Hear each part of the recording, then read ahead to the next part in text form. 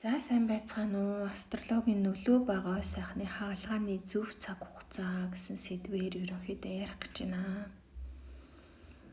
За энэ гэхдээ ерөнхийдөө зөвхөн гоо сайхны хаалгаанд биш те. Ер нь ингээд хаалгаанд орё гэж бодож байгаа хүмүүс. За гараг хэрэгсэн байрлалыг харж хаалгаанд орох нь зөвөө гэж ерөнхийдөө астрологчид үздэг. За фул мөн. За эрдэмтэд болохоор астрологи дээр тулгуурлаж бүтэн сар буюу одоо фул мунд хаалгаа хийхээс зайлсхийхийг зөвлөдгөө. За учир юу вэ гэхээр одоо сарны таталцал хүний биеийн шингэнтэй харилцан үйлчлэгцэж одоо хаалгааны үед цус алдалт ихсдэг гэж үздэг. За хоёрдугаарт болохоор нар сарны хэртэлт. Нар болон одоо сарны хэртэлт нь хаалгааны үед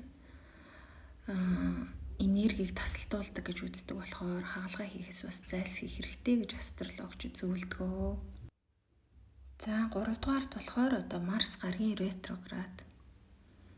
За Марс гараг ингээд тэнгэрт ухарч байгаа юм шиг харагддаг үзэгдлийг хэлдэг. За энэ бол үнэн хэрэгтэй ингээд Марс гараг үнэхээр одоо ухарч байгаа юм биш тий. За дэлхий болон Марс гараг хоёрын тойрог замын байрлал хурдны зөрүүгээс болж ингээд газраас ажиглахад ухарч байгаа юм шиг харагддаг, санагддаг. Одоо эффектийг хэлдэг гэсэн үг.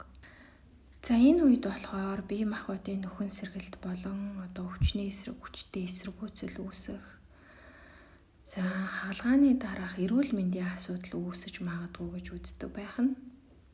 За Марс гараг нь өөрөө физикийн энергийг хурд идэвхийг удирддаг тийм гараг байгаа. За тийм учраас одоо яг энэ үед болохоор хэрвээ хаалгаанд орох юм бол одоо идэх үйл явц удаашрах те өвчин дахин гарах одоо дахих магадaltaй гэж үздэг байна. Одоо хаалгааны дараах бас үр дүнд нөлөөлнө гэж одоо үздэг. За 4-р болохоор Венерийн гараг ухарч авах үед гой сайхан болон одоо гой сайхны хаалгаанд орох болон одоо үсээ засуулах ч гэдэг юм уу те арсны эмчилгээ ч гэдэг юм уу. Иймэрхүү өөрчлөлтүүд нь өөрөө чинь сэтгэлд хүрэхгүй, үр дүн санаанд хүрэхгүй байж болно. За тэгээд ухрах хугацаанд хийгдсэн гой сайхны өөрчлөлтийн дараа хүмүүс харамсах магадлал өндөр байдаг. За 4-р болохоор Меркурий.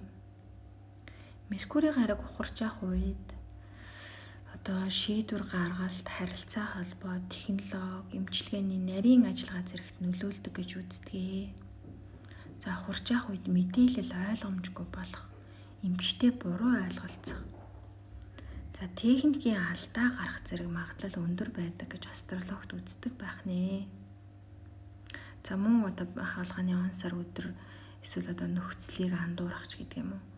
Үр дүн юм тааруу байх эрсдэлтэй гэж үздэг байх нэ.